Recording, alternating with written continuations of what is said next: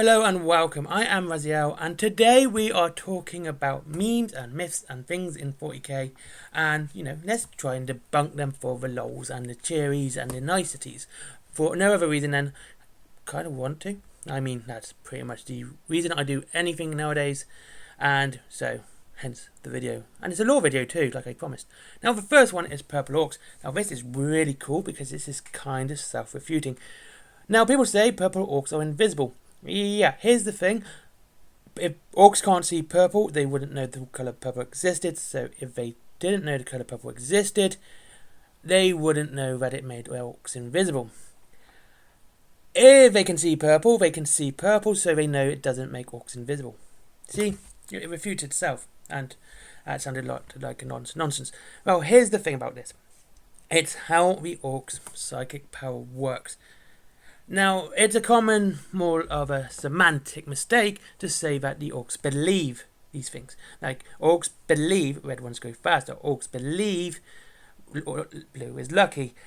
They don't believe it. They know it.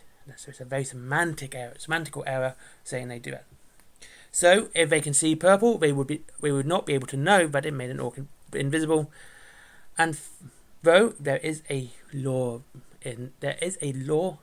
evidence to this, and it's in Danny Ware's Forsaken, where she gets crept up on by a purple orc. That's one in a literal billion, and it could just be that orc believed that it made him stealthy, and he was a stealthy orc. If we see Snickrot, he has been in black all the time and has never been coloured purple, and he is the sneakiest of gits. So there you go, even the commandos don't wear purple, and they are very sneaky gits. Next is 15 hours. 15 hours is the life cycle of a Imperial Guardsman. Again, one that kind of refutes itself by just plain observation. There are sergeants, corporals, staff sergeants, lieutenants, captains, generals, etc., etc. There is a large number of ranks within the Imperial Guard which a Guardsman can attain. So the fact these exist means they don't exist. And of course the argument is, 15 hours is the average lifespan. Again, it can't be that, otherwise you wouldn't have as many guardsmen as you do, let alone as many sergeants. A sergeant wouldn't basically be, if it was 15 hours, a potluck of 1 in 10 surviving 15 hours just to become a sergeant, and then having to survive the next 15 hours to make the next rank, which of course makes it purely impossible. See, the 15 hours actually again comes from a novel, and it's a good novel. 15 hours is a fun book to read, and it's very enjoyable. But the reason it's 15 hours is because of the amount of deaths in that war. It was absolutely brutal. It was an orc war, and that's why they say at the start, yeah, you're going to survive 15 hours. And once they survived 15 hours, they were considered a veteran, and they were considered, basically human at that point. If we can contrast that with Hydra Caudatus, one of my favourite war zones to mention in Warhammer 40k, because the Imperial Fists get their ass kicked twice by the Iron Warriors. Yeah, they survive for a lot longer. It's considered a dump and a boring place to be positioned because it's literally months of end of nothing. Well, it was until Iron Warriors tend to come and make things a bit more interesting. So 15 hours is a bit of a meme because of a novel. It's basically based on the war zone. It can actually be less. Vrax was a lot less than a 15-hour lifespan until it got to that point of just sieging and there was no movement either side. So that's 2 memes debunked, hopefully. Next, what do we have next? Commissars. Now, commissars are meant to be your execution-happy squad additions. Commissars are not nice people. They haven't been in our history, and they are definitely not nice people in the 40k universe either. But they're not execution happy either.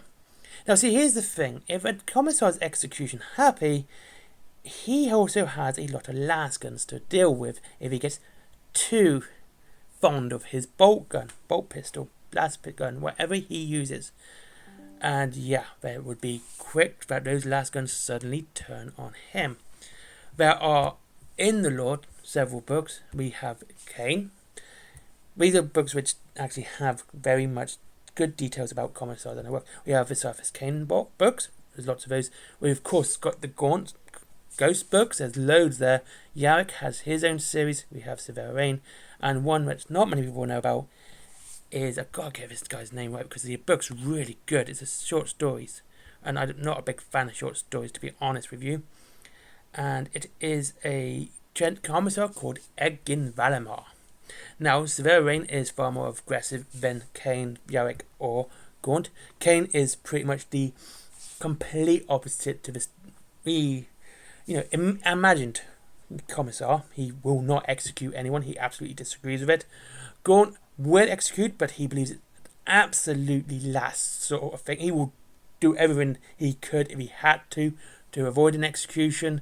Same with Yarrick. Yarrick will actually use his point as a commissar to improve morale without execution. He believes that morale can be used to help a soldier. Severin is a bit more gun happy, and Valimir is absolutely bonkers. He's a murderer. He drowned someone in mud to prove a point.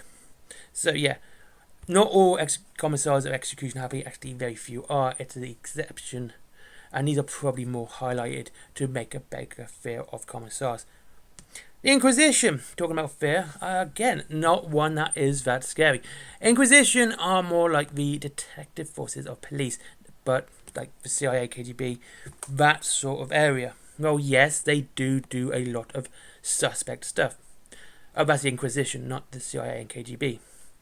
Of course, I say that. So, whereas what they are doing, they're actually mostly investigators. We see this in the Dan Abnett's Inquisition books, like the Eisenhorn and the Ravener books. We see this with if you read the old Law of the Inquisition game, but it was mostly detective and investigative work was what they would do, and they wouldn't go out of their way to destroy a hive city or even a planet because of a few corrupt people. It would read out the corruption before it could take root, rather than have them take root and do a massive amount of damage. Exterminatus is a rare occurrence within the 40k universe. It really is, and people don't understand this. But they think it happens like every other day. It's a very rare occurrence because of the cost. So yeah, Wild Cripman, yep, he did a lot of them. That was to avoid Tyrannid invasion and to halt it or slow it down. Ironically, it worked, and it especially worked for the Blood Angels because Dante did the exact same thing to slow down a High Fleet tendril. So yeah, Exterminatus and Inquisition aren't, well, Exterminatus isn't that common, and yeah, Inquisition aren't that bad. Well, I mean, they're bad, they're very, very bad, but they're not as bad as what people tend to make them out to be. So there we go, we got 4 little things just done there. And finally, Space Marines don't age. Yeah, this is absolutely weird that people think this. Dante actively ages. He is considered, on the Devastation of Baal book, he had to be very old looking. He was wrinkly, he was old, grey hair, etc. and everything. He was not the flawless host of Sanguinius's beauty. He was old. And of course there was the Iron Warriors who got attacked by the Harad, who aged because of their time mechanics. Now, you could say that was the Harad's ability to do it, but we will come back to Dante, who did look old. It wasn't until he drank his Thrall's blood that he regained his youth. And Ultramarines, they do retire through old age. Vulcan and the Salamanders, again, they retire due to old age. The fact that I'm actually talking about Space Marines retiring shows that they do age. So yes, Space Marines do actually age. It's kind of cool to think that, to be honest with you, that a Space Marine can get too old for battle, and yet, they do end up doing what it. So yes, Ultramarine, when they retire, they kind of go into politics. They get bureaucratic. They do all that stuff. Salamanders decide to go off and play with fire. Dark Angels, well, they disappear. So yes, Space Marines age. Those are 5 myths, hopefully debunked. If you've got any thoughts or anything like that on this video, and leave them down below. Any sources that you think they're different, or anything else. I hope you enjoyed this video. This was a one-off. I had no idea what to do today, and this was like one I've been, having around in my old noggin. And I hope you enjoyed it. Thank you very much for watching. I hope you enjoyed it. Link to Wayland Games down below if you wish to save money on your Warhammer. As always, There is also, let's think, it's up to 20% off your Warhammer, free delivery after £20. I should really mention that more often. There is, of course, Forbidden Planet, if you like geeky stuff, comics, etc. Toys, plushies, all that cool stuff. My Comic, My Merchandise. There's a new bag on this there somewhere as well with new artwork. Yep, and there is no Patreon. But as always, treat yourself to something nice rather than just going straight to Patreon and giving money. I'd rather you treat yourself, and that way we both benefit. You're supporting the channel either way, and that's the way I prefer it. And I said, as soon as this channel gets monetized, yeah, Patreon's going. I'm not keeping it if YouTube are going to pay me, even if it's patents. Thank you very much for watching. Have a great day.